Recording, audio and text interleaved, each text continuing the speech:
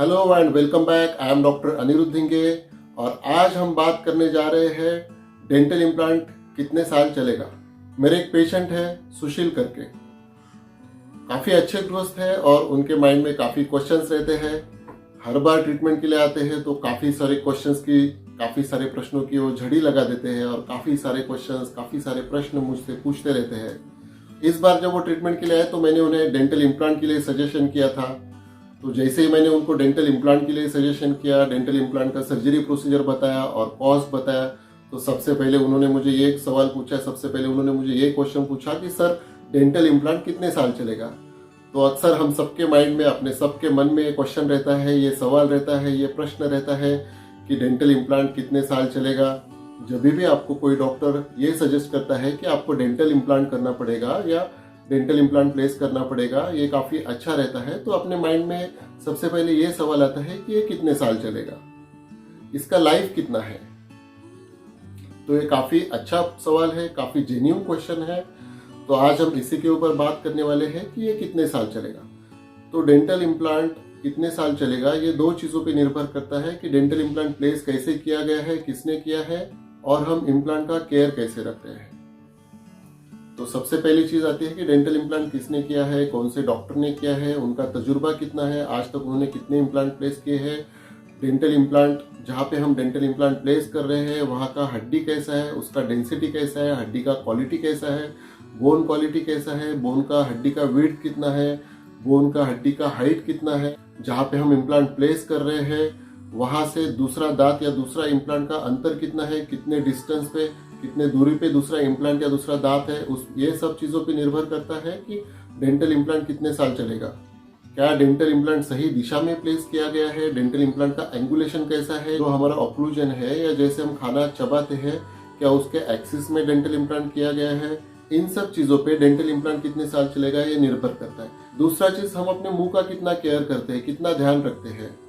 Dental implant किया भी है या नहीं भी किया है तो भी नेचुरली हम अपने मुंह का कितना ध्यान रखते हैं। अगर हमने अपने दांतों पे कैप लगाया है या डेंटल इम्प्लांट भी किया है तो क्या हम साल में एक बार अपने डेंटिस्ट के पास रेगुलर चेकअप के लिए जाते हैं।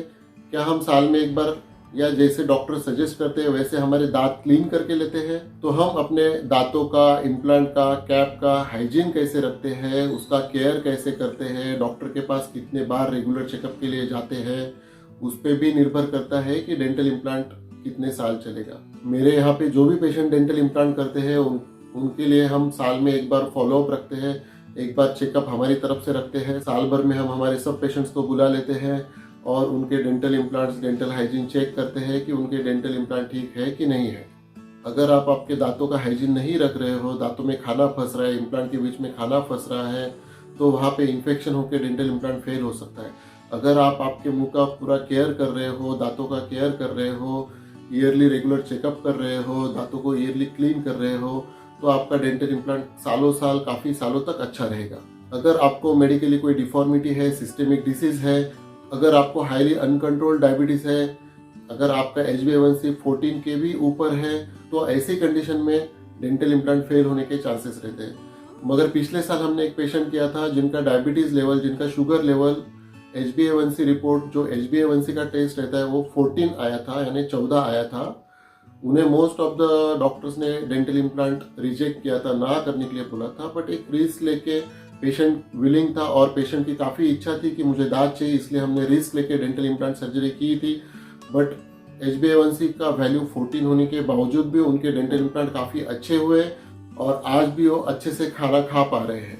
अगर आपको CKD है यानी कि क्रॉनिक किडनी फेल्योर है तो आपके डेंटल इम्प्लांट में प्रॉब्लम आ सकती है। तो सबसे पहले हम ये जान लेते हैं कि अपने बॉडी में किडनी का क्या फंक्शन है।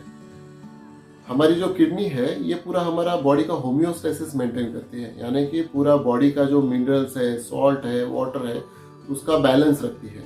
अगर किडनी काम करना बंद कर दे या किडनी फेल हो जाए तो जो कैल्शियम लेवल है, जो पोटेशियम लेवल है, वो बॉडी का कम होते जाएगा।